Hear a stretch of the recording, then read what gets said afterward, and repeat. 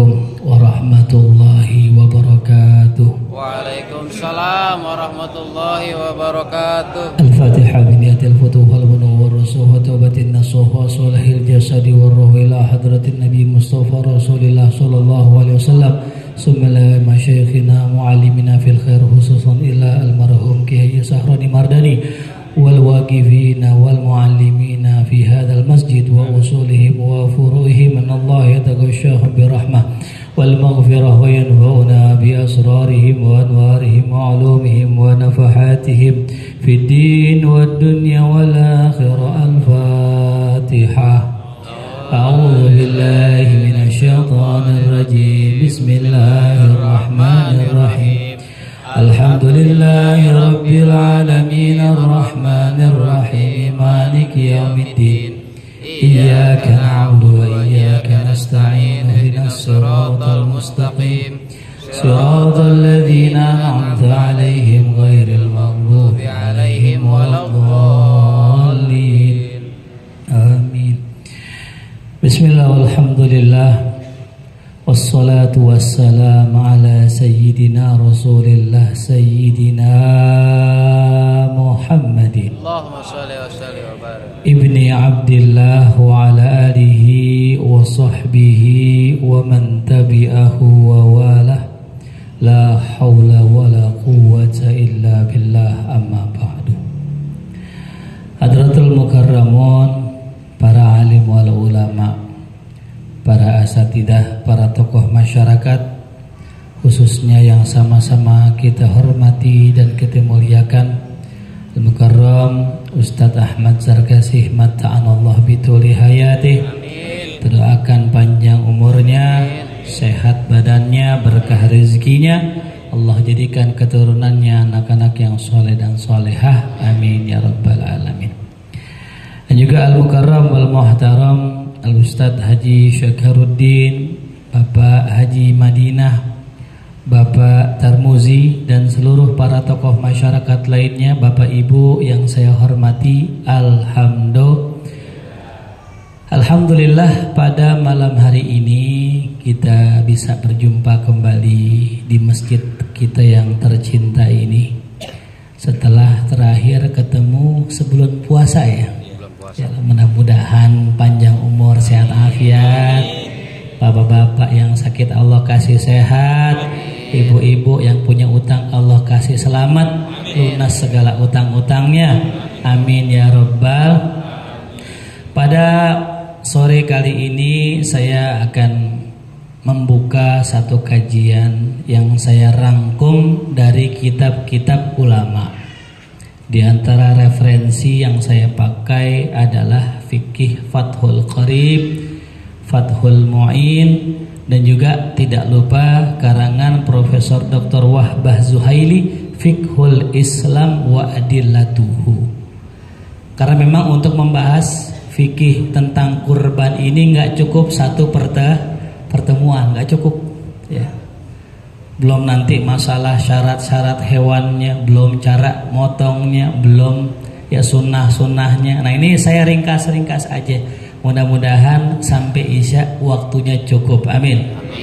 Mudah-mudahan kita yang sudah berniat korban dimudahkan oleh Allah subhanahu wa ta'ala.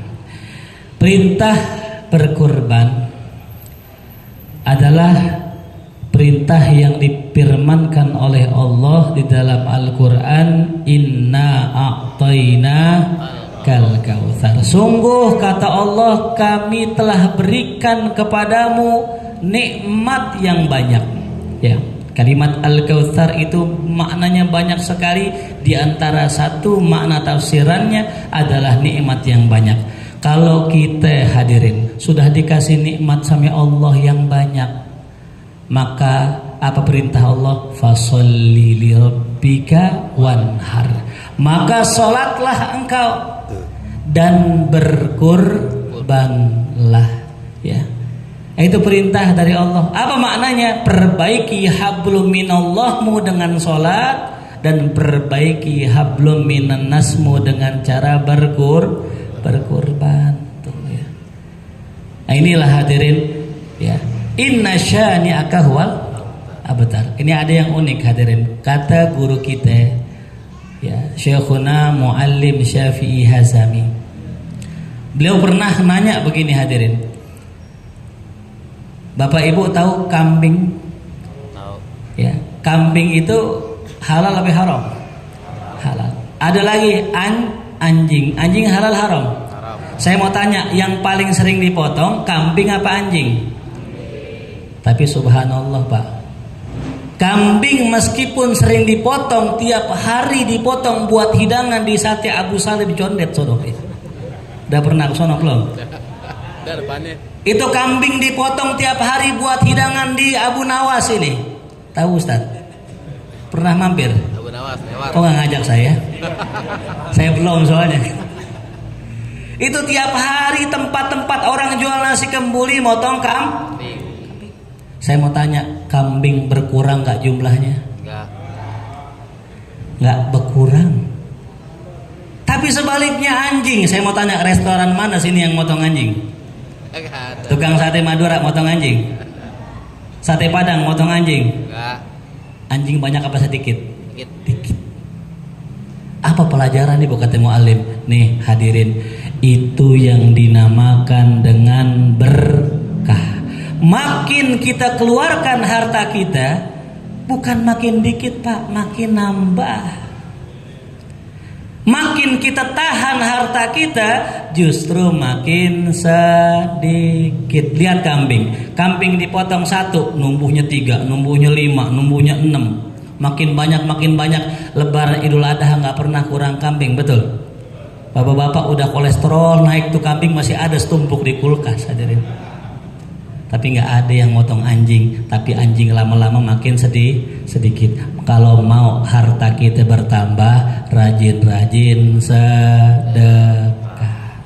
La in syakartum wala in kafartum. Kalau bersyukur ditambah sama Allah. Kalau kufur, nah itu dapat azab yang pedih. Makanya apa-apaan kalau mau nambah disyukurin. Harta mau nambah, alhamdulillah. Syukurin nambah, bini mau nambah.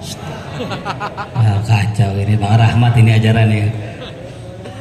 Ustadz, kalau saya bersyukur sama istri saya, ntar istri saya nambah. Bukan nambah istrinya, nambah kasih sayangnya, nambah mesranya. Tuh ada orang nenek-nenek Bu sama kakek-kakek. Ini kakek-kakek umur 80 tahun udah nggak inget orang, udah kedatangan temennya, temen CS nongkrongnya masih muda.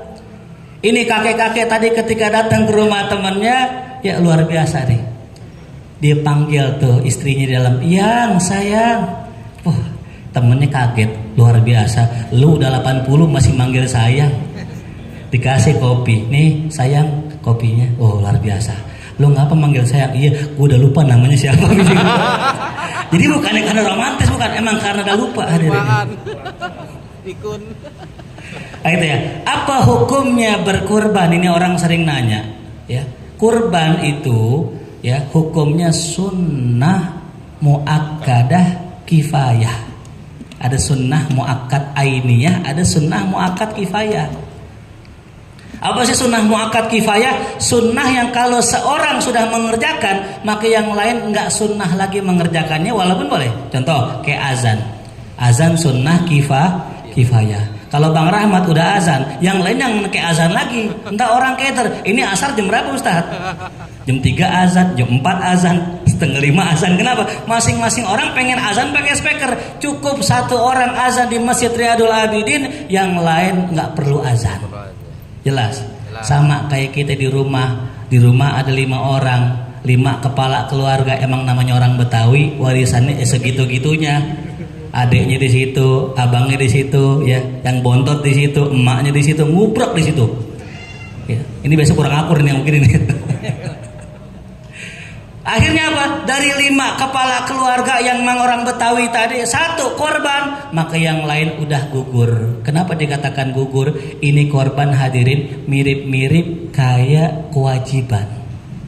Bahkan dalam mazhab Imam Abu Hanifah, Imam Hanafi, korban itu hukumnya wajib. Kalau kita sunnah muakkad, ya. Kenapa dikatakan wajib hadirin? Ada sebabnya. Baginda Nabi kita Muhammad sallallahu alaihi wasallam pernah bersabda, kata baginda Rasul, ya, siapa orang man kana indahu sa'atun falam yudahi fala yaqrabanna musallana atau kama qala Nabi sallallahu alaihi wasallam. Siapa orang yang punya keluasan harta, duit ada, tabungan ada, deposito ada, rekening ada, tapi nggak mau korban, jangan deket-deket tempat sholat kami, kata baginda Rasul. Ini ngancem nggak nih Rasul? Ngancem materi. Apa pelajarannya? Sebagian ulama menganggap sesuatu yang diancam sama Nabi, maka itu adalah kewajiban. Kalau nggak wajib nggak usah, Nabi nggak bakal ngancam materi. Cuma ada cumannya. Nabi tidak memarahi, tidak mencela orang secara khusus ketika dia nggak korban. Maka hukumnya dalam mazhab Syafi'i menjadi sunnah muakkad. Tuh. Nah, jadi ada prosesnya hadirin. Nah ini kenapa kita dilarang sama Nabi untuk tidak berkorban tadi, kembali lagi dalam bentuk syukur kita kepada Allah. Kita kan semua kalau ditanya pengen nggak jadi kaya? Pengen nggak banyak harta? Pengen. Ini pernah kejadian Pak Bu, ini bisa jadi contoh buat kita. Ada orang datang, orang miskin, datang ke Nabi Musa, ya Musa, ajarkan saya biar saya jadi orang kaya. Apa kata Nabi Musa? Ya fulan, usykurullah, banyak-banyak syukur sama Allah. Apa kata orang miskin? Ya Musa, jangankan syukur, saya aja makan susah, hidup susah, apa yang mau disyukurin? Ya udah, Imam Musa jalan. Ketemu lagi orang kaya, nih orang kaya aneh nih Bu. Apa kata orang kaya? Ya Musa, ajarkan saya biar saya jadi orang susah, capek jadi orang kaya. Capek jadi orang, ada yang capek jadi orang kaya sini?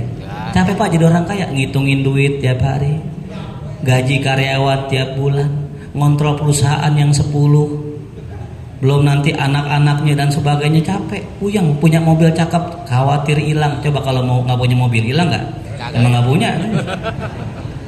Capek jadi orang kaya, diminta yang Musa ajarin saya biar saya jadi orang miskin. Saya capek jadi orang kaya. Apa kata Nabi Musa?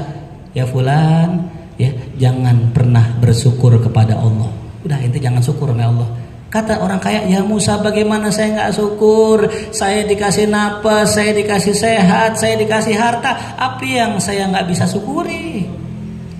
Akhirnya setelah bertahun-tahun ketemu lagi, ternyata orang yang miskin makin miskin, orang yang kaya makin. Apa pelajarannya? Kalau pengen jadi orang kaya, besok korban. Ya, yakin? Saya punya murid Pak. Murid saya tanya, nih tanggal-tanggal segini, ente ngorban gak besok? Ya, kayaknya enggak ada Ustaz, belum ada duitnya. Lah, emang ente tahu dari tanggal sekarang sampai tanggal 10 Zulhijjah itu nggak ada rezeki? Belum tentu, bisa jadi Allah kasih duit kaget. Betul. Rizki min haisu. Yakinin aja, pokoknya ente niatin bilang begini, ya Allah saya pengen korban, semoga ada rezekinya. Subhanallah, H-3 ada rezekinya. Dia dapat orderan jualan baju koko laku banyak. Untungnya bersih kurang lebih 3 juta. Lapor ke saya, alhamdulillah guru, bener kata antum, kalau kita yakin ada aja rezekinya. Cuman masalahnya gini guru, bapak sih minta beli motor. Oh ujian tuh, ujian kalau gitu ya udah jelas itu tadi niatnya beli apa? Kambing. Dikasih duit jangan beli apa tuh? Motor. Ntar motor habis Idul Adha aja, kali-kali ada rezeki lah lagi, ntar diuji Pak begitu gitu ya. Ntar mengorban di Riyadul Abidin mengorban sapi atuk ya. Bener pas hari H datang ngasih Royco. Ini niatnya sasetnya dulu, nanti yang aslinya tahun depan. Ya sasetnya dulu, kan ada gambar apa tuh? Sapi itu gitu ya. Masya Allah, kebangatan medit tuh orang tuh. Baik, kemudian ya tentang syarat hewan. Nah ini ya, syarat hewan yang dikurbankan. Satu, yang pertama harus hewan ternak. Ya, harus hewan ternak. Nggak boleh hewan buas. Kita mau korban singa nggak boleh hadirin. Bukan kita yang korban, kita jadi korban. Makanya Allah luar biasa nyuruh kita hewan ternak. Hewan ternak kategori hewan jinak. Kategorinya hewan jinak. Artinya apa? Kita nggak dibikin ribet sama Allah. Coba bayangin Allah nyuruh kita korban singa. Coba ayo. bukan korban, kita yang jadi. Untung Allah nyuruh kita korban kambing, kalau bisa sapi, kalau bisa onta yang paling gede tuh, yang paling mahal tuh. Ya. Ustadz boleh nggak kalau ayam? Nah ini pertanyaan begini nih, Ustadz boleh nggak korban ayam? Jawabannya dulu ya ulama, termasuk Sayyidina Abdullah bin Abbas pernah yudohi ya biddajajah. Beliau pernah berkorban dengan seekor ayam. Af'alus sahabah min adillati syar'iyyah, perbuatan sahabat termasuk dalil syariat, boleh kita amalkan. Cuman jangan bawa ke masjid. Wah ayam atuh ke masjid, Ustadz saya mau korban. Panitia udah girang banget. Mana udah ngambil buku, bentar ya saya ambil buku dulu.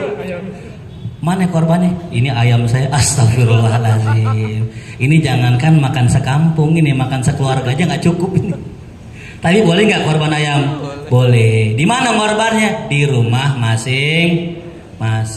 Kapan? Tanggal 10 Zulhijjah ame hari tasyrik boleh. Karena ibadah yang paling disukai Allah di hari Id dan hari tasyrik adalah iraqatud dam, yaitu mengalirkan darah. Dasarnya itu. Allah pengen lihat nih bagaimana si hamba iraqatud dam, mengalirkan darah. Makanya kalau bisa, kalau ngorban motong diri kalau bisa, kalau nggak bisa ya nyuruh orang lain. Cuman nih kalau nyuruh orang ya pastikan rokoknya, kopinya udah siap. Ya betul ya. Jadi kita kalau nyumbang ke masjid nih, berapa nyumbang di masjid? Seekor kambing, kasih dah 200 nih buat upah nyari rumput ame kopi yang jagain. No cakep hadirin. Ya, soalnya di kampung saya kagak begitu. Kasihan banyak yang ngeluh, Ustadz ya Allah orang sini bener baik Ustadz, cuman saking baiknya kita suruh jagain kambingnya kagak dikopiin, kagak dikasih ngede. Nah ini itu ya, ini nggak diwajibin nggak, ini cuman saya ngasih tahu aja, ingetin pesan Ustadz kasih nanti. Ustadz kasih tahu ya ntar ya, siap Ustadz siap. Ya. Kalau masalah hewan korban saya nggak usah jelasin, udah pada paham. Hewannya kambing, sapi, kebo juga boleh itu ya. Bahkan luar biasa dulu Sunan Kudus yang terkenal dengan apanya itu, toleransinya, melarang orang itu korban sapi, menjaga perasaan agama orang lain. Kalau di sini ada gak? Nggak ada ya. Kambing semua atau nggak sapi. Ya.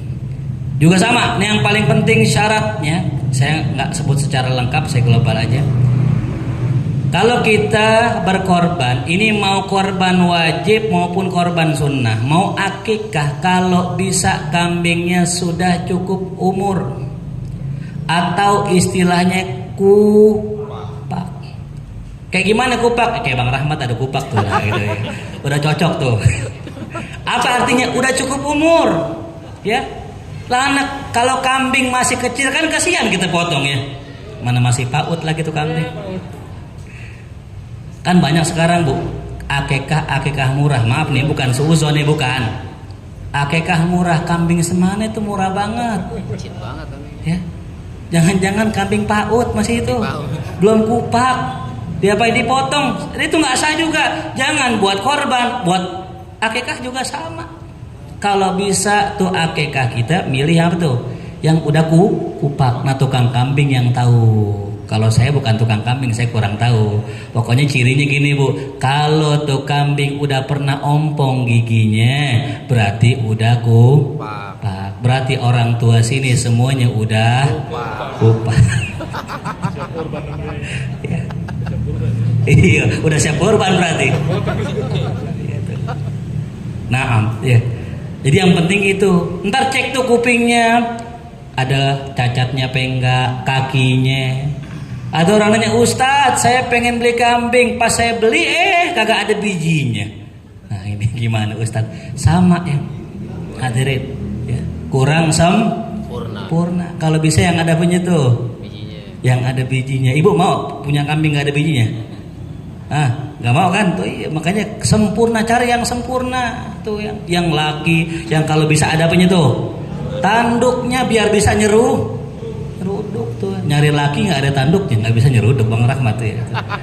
Bininya dicolek orang diem aja, kagak nyeruduk katanya. Makanya penting tuh punya tanduk ya. Baik, kemudian ukuran umurnya, satu yang pertama kambing domba, kapan kupaknya? Kambing domba paling cepat ya, itu 6 bulan udah kupak, 8 bulan juga udah kupak, atau 1 tahun udah pasti kupak ya. Nah ini makanya kebanyakan di tempat-tempat akekah itu mereka itu potongnya bukan kambing Jawa. Kalau kambing Jawa rada tuaan, dia umurnya kurang lebih 2 tahun. Tapi kalau kambing domba 6 bulan, 8 bulan, apalagi setahun itu sudah dipastikan kupak. Nah kalau sapi ukurannya 2 tahun, kalau onta ukurannya 5 tahun. Cuman jarang ya orang Bangka yang korban pakai onta. Ada pernah korban pakai onta sini? Agak. Nah kemudian yang paling afdol Ustadz, kira-kira korban apa? Sapi apa kambing? Ini sering ditanyakan ya. Kalau dilihat dari sisi ubudiyahnya, sisi ya agamanya, yang paling bagus kambing. Kenapa? Ittiba'an li Rasulillah. Kita ngikutin Nabi. Karena ibadah itu hadirin bukan pakai nalar. Ibadah itu ngikutin Nabi. Nabi begitu, ikutin. Shollu kama ra'aitumuni usolli.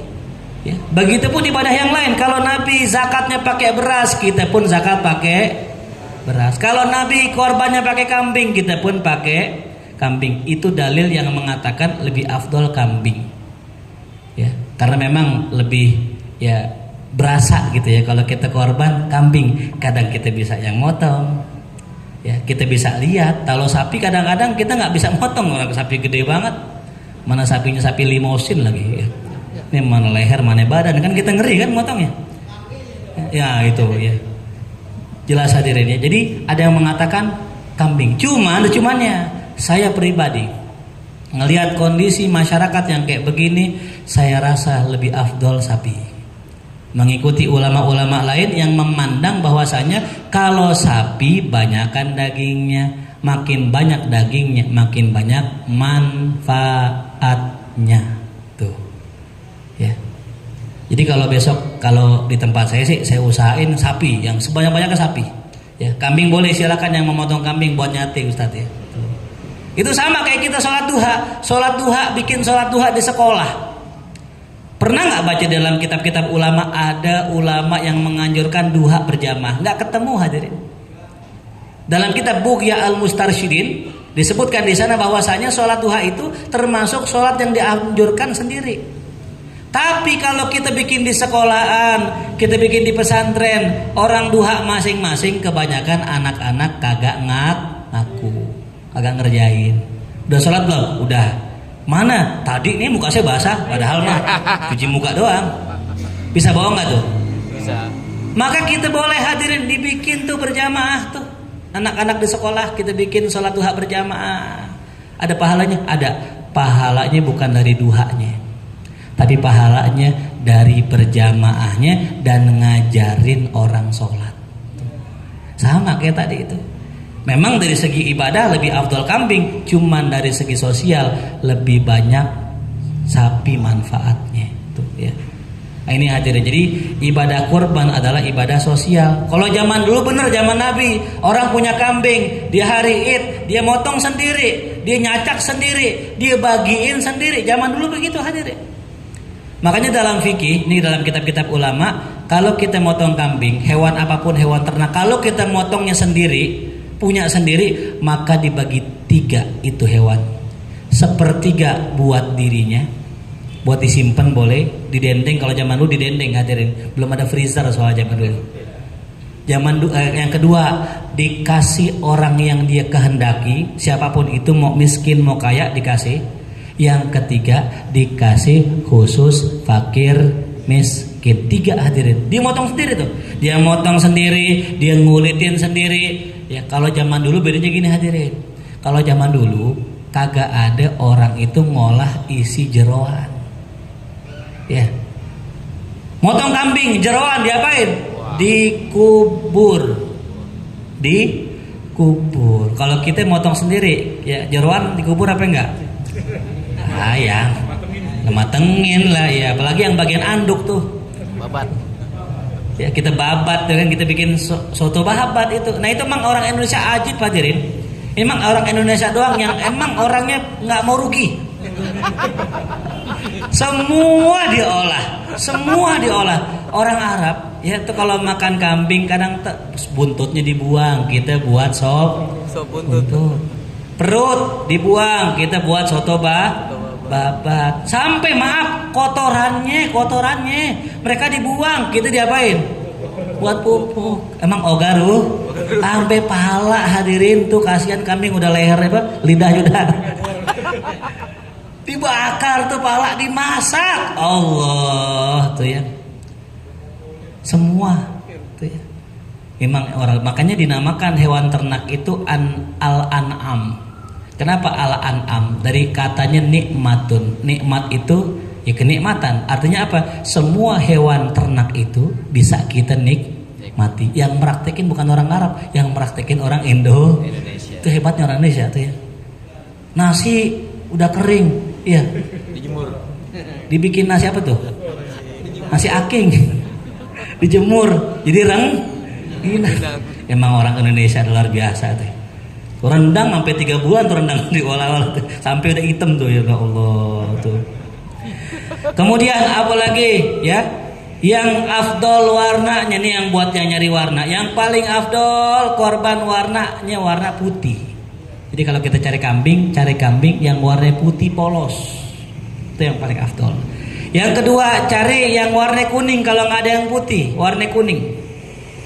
Kalau kuning itu nggak mesti kuning bener ya, artinya agak-agak ke kuningan. Yang ketiga, cari yang agak keputih-putihan abu-abu. Nah, gitu. Yang keempat, kalau ada cari yang warnanya coklat atau merah.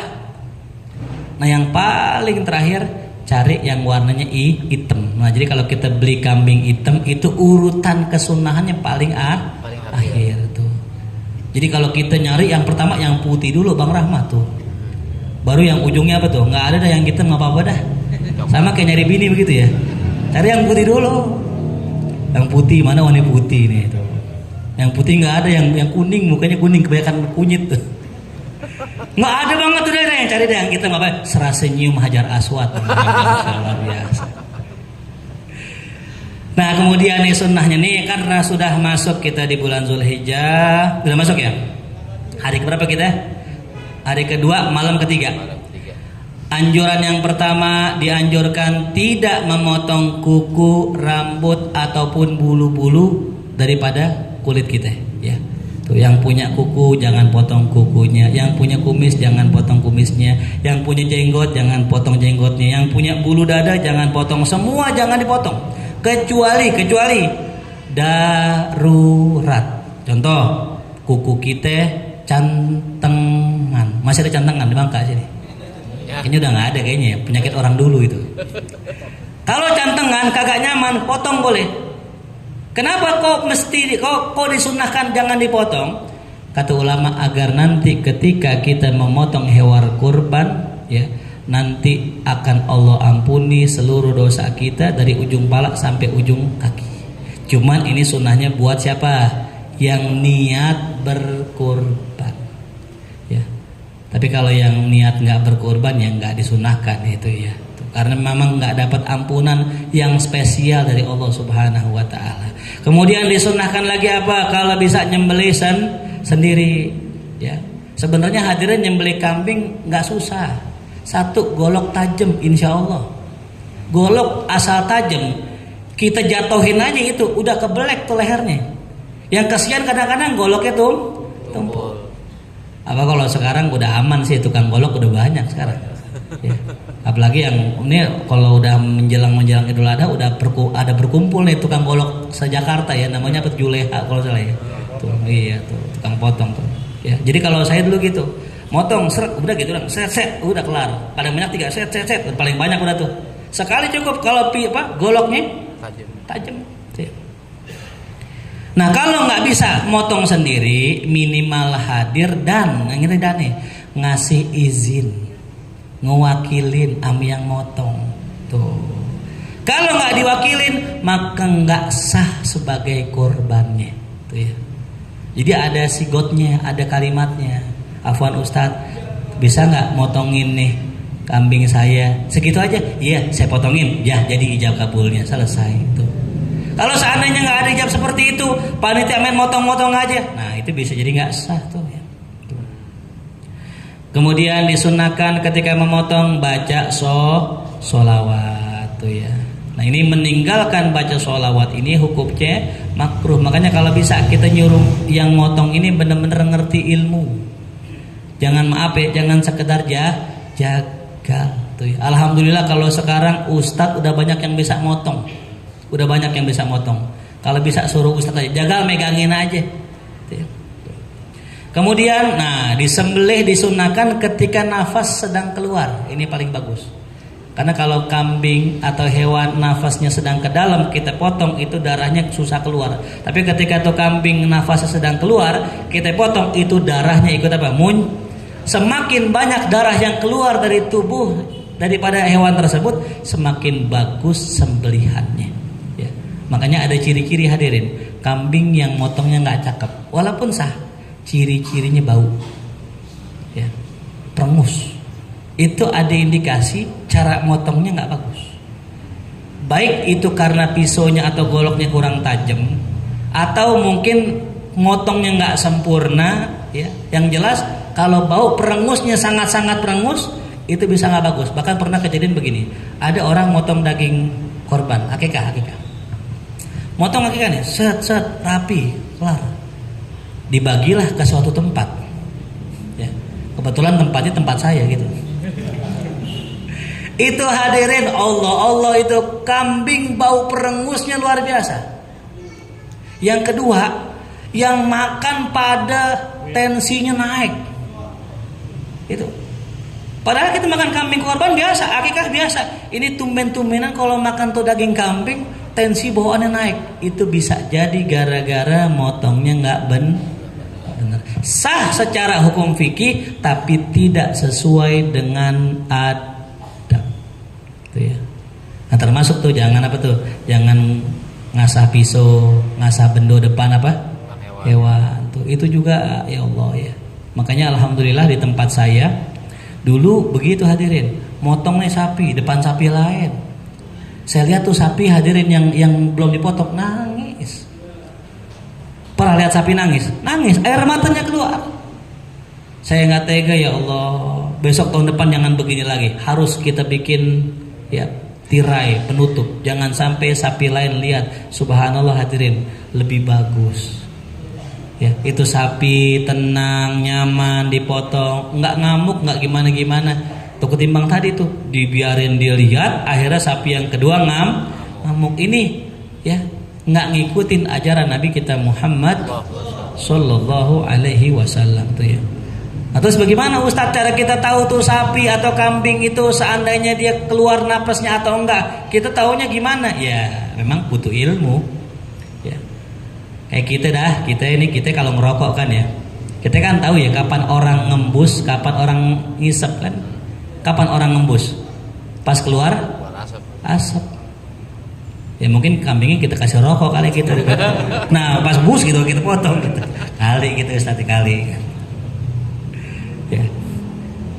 Dan yang masih saya lihat sampai sekarang masih ada orang motong hewan digorok hadirin. Digorok. Ya. Padahal kata Nabi Muhammad SAW, Innallaha katabal ihsana ala kulli syai'in. Allah mewajibkan ya, pakainya katabah ini hadirin. Berarti wajibnya udah ma'ruf dah ya. Diwajibkan ya oleh Allah berlaku ihsan, berlaku baik kepada seluruh perkara. Jadi kalau kita ngerjain sesuatu kudu ihsan. Nah termasuk tuh fa idza dzabahtum fa ahsinu dzibha. Kalau kalian itu menyembelih maka perbaguslah sembelihannya. Apa slogannya kalau sembelihan bagus? Ya, semakin cepat tajam semakin baik. Jadi kalau bisa tajamin goloknya, sedikitkan apanya? Ya gesekannya. Jadi selesai sekali itu udah ajib tuh ya. Memang ada dua metode, ada yang pakai metode dorong, ada yang pakai metode tarik. Ya, ini tergantung orangnya. Kalau saya kalau metode tarik belum biasanya ngedorong. Cuman terakhir pas motong sapi, ya lagi begini, gula naik hadirin. Ya, Gulut naik. Jadi ketika begini agak lemes, udah dah aja. Saya nggak motong sapi lagi. Saya motong kambing aja tuh. Jadi harus tahu diri juga. Jangan umur dah tua, udah sepuh, motong apa? Motong sapi diri lah. Jangan. Kan yang jadi korban kan yang pengorbannya. Kalau kepotong, kalau kagak, ayo. Kan banyak video kan, aki-aki gitu gorok. Oh iya. Digorok kok kambingnya kagak nempan, ternyata dia pakai jimat kambing itu. Enggak, goloknya tidak tajam, nauzubillah. Mendalik, coba bayangin hadirin. Fa idza dzabhtum fa ahsinu tibah. Wa idza qatatum fa ahsinul qit. Kalau membunuh, perbaguslah cara kita membunuhnya. Artinya kalau kita mengeksekusi orang mati, jangan sampai membuat dia tersiksa tuh ya. Kemudian ya, tidak boleh ya kita menyembelih di hadapan mereka. Sudah kita jelaskan tadi ya. Baik. Kemudian tentang masalah kulit. Nah, ini yang masalah penting nih, masalah kulit ya, yang sering ditanyakan. Tapi saya kasih disclaimer dulu ya. Sebelumnya ini pendapat bukan mujma' alaih, bukan pendapat yang disepakati. Artinya tiap-tiap ustadz, tiap-tiap kiai, tiap-tiap masjid punya cara masing. Selama itu bersumber dari ustadz, insya Allah aman. Nah, cuman saya punya versi sendiri tentang masalah daging atau kulit kurban ini. Gini, dasarnya dalam madhab kita, madhab Syafi'i, ya, tidak boleh daging kurban dijual. Itu nggak boleh. Ya. Dasarnya nggak boleh. Kenapa? Karena kurban itu adalah ibadah. Ya. Dan kita itu hanya diperbolehkan memanfaatkan daging kurban itu. Makanya nggak boleh dijual. Dasarnya. Ya, jadi kalau kita nih hadirin dapat daging jangan dijual, dapat kulit jangan dijual, dapat pala pun jangan dijual, begitu dasarnya. Nah, tapi ulama ngelihat ada segelintir orang tidak bisa memanfaatkan kurban itu. Contoh, kita motong sapi nggak bisa ngolah palanya, boleh nggak kita jual? Nah, ini pertanyaannya. Nah, jadi hadirin ya, kalau kita sebagai orang kaya motong kambing kek, motong sapi kek, sama sekali kita nggak boleh jual karena kita orang kaya. Tapi kalau kita sebagai orang yang dapat daging, orang yang dapat kulit, orang yang dapat pala dan kita susah, boleh menurut sebagian mazhab ulama. Ya. Jadi menjual daripada korban, dagingnya kek mau kulitnya boleh, asal dengan syarat apa tadi? Fakir. Miskin. Tuh ya. Nah, jadi kalau seandainya ada satu masjid misalnya, dia itu punya kebijakan, nih nanti kulit tolong dijual. Nah, ini kita serahin dulu ke orang miskin. Jadi kita kasih dulu nih yang panitia yang susah siapa nih? Yang pecinya rada kuning-kuning siapa nih? Kelamaan peci udah 5 tahun gak diganti, nah tanda seorang susah ini tuh. Atau kita lihat juga ciri-cirinya orang susah, orang-orang yang gak mampu. Nah, ini kayaknya susah nih. Panitia, tolong nih yang susah kita kumpulin nih buat ente. Tuh. Ente bisa nggak jualin? Wah, nggak bisa bang, saya jualin. Udah sini aneh jualin ya. Tuh ada abang-abangnya yang tukang kulit, aneh kasih. Ntar duitnya buat dia. Jadi yang boleh menikmati duit daripada duit apa tuh? Kulit hanyalah orang fakir miskin. Kalaupun panitia yang fakir miskin, itu menurut sebagian ulama. Wallahu alam, ulama yang lain aneh nggak tahu. Masalah fikih memang kadang-kadang suka beda. Makanya beda pendapat wajar, apalagi beda pendapat tadi wajar juga. Nah, iya. Nah, sekarang ada pertanyaan, Ustadz, boleh nggak? Saya kan pengen akekah, saya pengen korban di masjid. Saya boleh nggak patungan sapi? Boleh, hadirin. Ini uniknya. Kan kalau sapi 7 orang, salah satunya atau beberapanya itu boleh dimasukkan walaupun bukan korban. Contoh, kita pengen akekah nih, pas banget Idul Adha. Pertanyaannya yang saya pasti bisa tebak, ntar mau nanya ini. Kalau korban sama akekah duluin mana? Itu pertanyaan dari zaman jadul itu. Saya yakin ntar kalau saya kasih pertanyaan ada yang nanya itu pasti. Saya jawab. Jadi nanya dah. Dua-duanya. Dua-duanya. Kenapa? Ya, ma aktsaru fi'lan aktsaru sawaban. Apa saja yang banyak perbuatannya, banyak pula pahalanya. Nah kalau kita dipilih, mending mana duit 1 juta apa 2 juta? 2 juta. Coba jawab. 2 juta. 2 juta, kenapa 2 juta? Makin banyak makin bagus, kan begitu? Bini 1, bini 2, ayo. Nah, bingung jawabnya kan? Mendingan pahala sedikit apa banyak? Banyak. Nah kalau gitu korban juga, akikah juga. Bagaimana caranya Ustadz? Yang pertama, niatin bareng. Saya niat korban, saya juga niat akikah. Ada sebagian ulama membolehkan menggabungkan 2 niat jadi 1. Tapi kalau bisa dipisah. Gimana? Korban dulu karena emang kebetulan hari korban.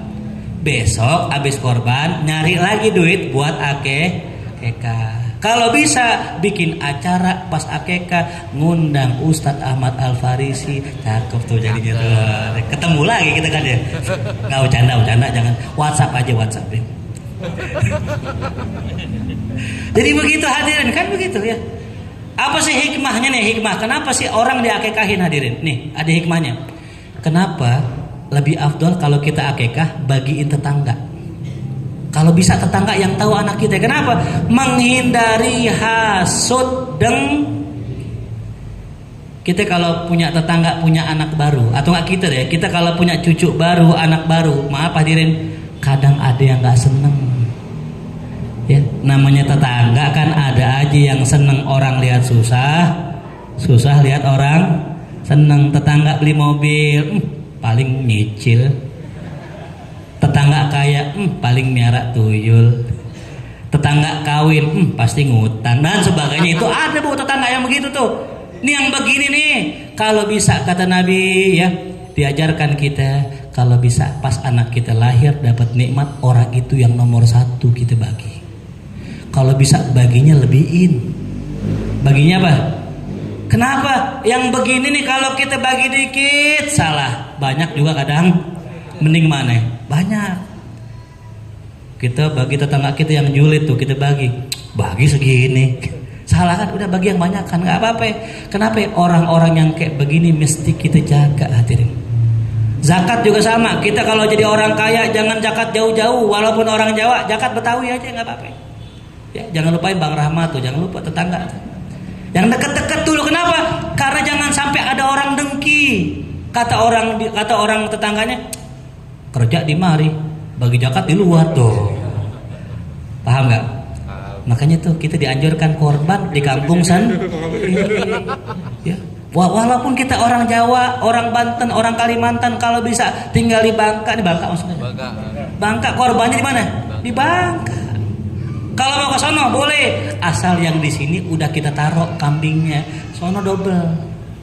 Begitu. Di mana kita nyari duit, di situ kita korban. Jelas hadirin tuh ya. Nah, jadi ya kalau kita berkorban 7, 1-nya boleh itu. Nah ada pertanyaan lagi, Ustadz kalau orang kafir mau ngorban gimana Ustadz? Wah ekstrim lagi nih. Namanya Kemang, Bangka kan daerah banyak perumahan orang-orang elit hadirin. Kata sebagian ulama boleh dari 7 andilan 1-nya orang kafir. Bahkan boleh dari 7 andilan 1-nya perusahaan, boleh. Yang jelas ya ada orang Islam di situ yang ngorban. Yang aneh 7 orang kafir semua. Orang Islamnya mana ini? Orang Islamnya ngarep modal kantong kresek doang. Ya Allah. Ya na'udzubillah indalik tuh ya. Makanya saya bilangin buat teman-teman saya juga, buat para jamaah nih, kalau di lingkungan kita ada orang kafir, suka ada yang nanya non muslim, dah saya bilang non muslim lebih halus dah ya. Ustadz boleh nggak saya kasih korban saya ke non muslim? Boleh. Pindah mazhab Hanafi. Pindah mazhab apa? Hanafi. Kenapa Ustadz? Kalau tetangga kita kecium bau perengus kambing, kecium bau kotoran sapi, keganggu gak? Ke tetangga kita walaupun non muslim keganggu, haknya terganggu, di jalan takut diseruduk sapi. Nah kalau bisa bagi tuh. Yang kaya juga kasih nggak apa-apa, dengan harapan mudah-mudahan Allah kasih hidayah tuh ya.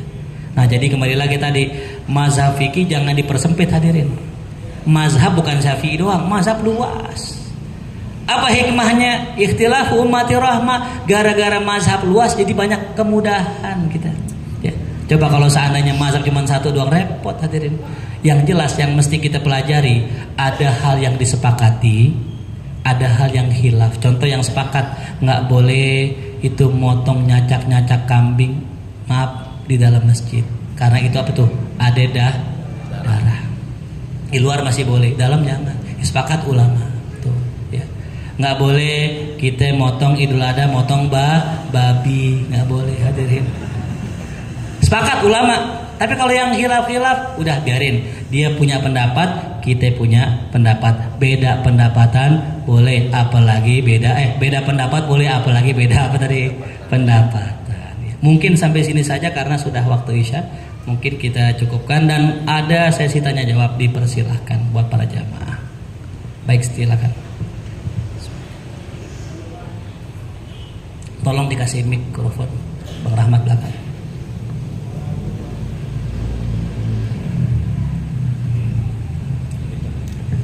Assalamualaikum warahmatullahi wabarakatuh. Waalaikumsalam warahmatullahi. Saya menanyakan tentang masalah kulit yang tadi dikasih yang agak miskinan. Iya, agak miskinan. Kan panitia.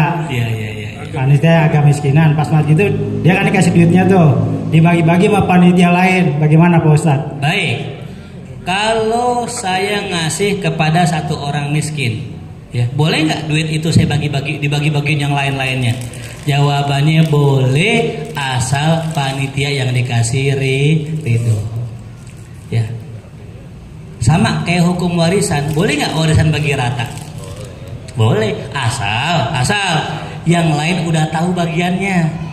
Nih abang dapat full, adiknya perempuan dapat setengah. Berapa emang kalau fullnya? 1 miliar. Kalau setengah ya 500 juta. Mau gak bagi rata? Enak aja bagi rata. Ketika dia nggak tahu, ya, nah itu nggak boleh. Dikasih tahu dulu makanya. Ya kesepakatan. Ya jadi boleh-boleh aja ya. Jadi dari satu orang tadi dibagi-bagi boleh ya. Itu namanya upah capek namanya itu. Wallahu a'lam bishawab. Dia miskin semua.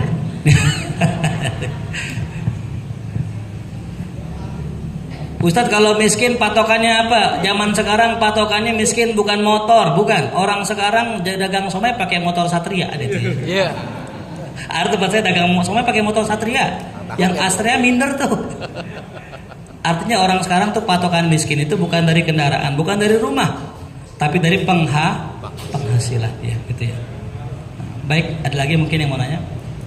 Silakan Ustadz. Tolong mic-nya. Jangan dengeran kalau ada. Assalamualaikum Pak Ustadz. Mau nanya, warahmatullahi. kalau yang motong itu kan harus ada ijab kabul. Ya. Selama ini yang saya tahu jarang sekali ijab kabul gitu. Tapi di panitia sendiri udah selebar misalnya kayak pamflet itu menerima dan menyalurkan hewan kurban. Apakah itu udah berbentuk ijab kabul gitu? Ya, itu baik. kan udah diserahkan panitia gitu. Baik. Syukron Pak Ustadz. Afwan. Yang pertama, yang namanya ijab kabul tuh begini ya. Ijab kabul sebagaimana zakat. Zakat itu nggak mesti ya kita ini langsung nggak. Ya, gampang apa begini dah. Kita beli kambing, kita ke masjid, kita ngapain tuh biasanya? Nulis ya kadang. Nah, itu namanya ijab kabul, nyerahin namanya. Belum ijab kabul motong belum. Ya. Maka kalau kita pengen ijab kabul motong, bilangin nanti tolong dipotongin ya. Nah itu cukup udah. Kadang mohon maaf ya, ada orang naruh di masjid, dia pengen motong sendiri. Makanya ditaruh doang, bang nih taruh sini ya. Belum ada ijab kabul motong, tapi kalau udah ijab kabul motong, bang tolong nanti dipotongin ya. Saya kebetulan lagi di kampung, nah boleh tuh ya. Walaupun belum hari H-nya, tapi yang paling bagus, yang paling afdol tadi ya. Pas hari H sambil nyaksin, Ustadz tolong dipotongin kambing saya. Itu yang paling bagus ya. Walaupun sah juga tadi, karena izin itu nggak mesti terucap, betul? Kayak kita beli di Alfa, kadang-kadang kita beli di Alfa nggak pakai nanya kan gitu ya. Kasih aja, duitnya udah selesai gitu ya. Itu namanya bai'ul mu'athah, dikiaskan ke sana ya. Jadi kalau ada orang udah narok kambing di masjid, minimal udah setengah ijab kabul. Ya, kalau bisa pelajaran buat jamaah yang mau korban, titipin. Iya sama kayak naro anak kita ngaji ke TPA, ke TPQ, jangan naro aja gitu, kayak anak ayam, kayak anak kambing gitu. Titipin, Ustadz ini anak saya titip di mari ngaji biar benar. Kalau bandel jewer nggak apa-apa. Tuh ya, gitu hadirin ya. Jadi ada ijab kabul. Nggak mesti hari hak sebelum juga boleh ya. Baik, ada lagi mungkin ibu-ibu mungkin yang mau nanya. Nih sering ada pertanyaan gini nih, saya ini aja. Ustadz boleh nggak satu kambing tapi namanya sekeluarga gitu ya? Nah ini. Dalam madzhab kita madzhab Syafi'i ya satu kambing hanya untuk satu nama. Tidak ada satu kambing buat 10 nama atau banyak nama, nggak bisa. Nah terus bagaimana Ustadz? Kita kan korbannya patungan. Nah ini ya hadirin ya. Ini yang mesti kita rubah stigmanya. Korban itu nggak mesti pribadi, patungan boleh. Jadi kalau sekeluarga 7 orang, patungan sarang 300 kebeli atau kambing, maka nama yang tertulis satu nama. Nggak boleh banyak nama. Atau nama keluarga nggak boleh. Satu nama siapa? Nah boleh digilir. Tahun sekarang abang nih, tahun besok adek, tahun besok bapak, gitu digilir. Yang penting apa tuh? Jadi boleh patungan. Ingat, boleh patungan. Ya, ntar cuman namanya berapa? Satu. Ya. Dan kalau seandainya di kantor kita bikin pengajian di kantor, misalnya pengen korban juga, boleh patungan. Ntar namanya cuma satu. Nah, pas bagian kirim pahala di sini nih hadirin, yang dibolehkan namanya banyak. Ini kambing atas nama Bapak Teguh, pahalanya dikirimkan untuk seluruh anggota keluarganya. Ya, wa usulihim wa furuihim al-Fatihah. Itu boleh itu ya. Semuanya boleh. Karena apa? Pahala boleh bagi-bagi banyak. Ya, cuma kalau namanya satu. Itu, ya. Itu kayak kita daftar di mana? Di bansos. Ya, satu keluarga satu nama. Ntar yang ngambil atu, ntar mau dibagiin 5 sarang satu boleh gitu ya. Yang penting namanya berapa? Satu ya. Mungkin ada lagi satu lagi. Cukup baik ya, karena udah insya Allah udah ahli dah orang kemarin ya untuk memotong ya. Saya jangan motong dana rakyat aja insya Allah ya, jangan ya, itu berbahaya gitu. Cukup pemerintah aja. Kita baca surat Al-Fatihah. Mudah-mudahan yang niat mau korban Allah mudahkan, yang punya hutang Allah lunaskan, yang sakit Allah sehatkan, yang malas Allah rajinkan, yang gak istiqomah Allah istiqomahkan, yang punya banyak dosa Allah ampunkan. Mudah-mudahan kita mati husnul khatimah. Ala hadhihi niya Al-Fatihah. A'udzu billahi minasyaitonir rajim. Bismillahirrahmanirrahim. Alhamdulillahi rabbil alamin arrahmanir rahim maliki yaumiddin iyyaka na'budu wa iyyaka nasta'in ihdinas siratal mustaqim siratal ladzina an'amta 'alaihim ghairil maghdubi 'alaihim waladdallin amin.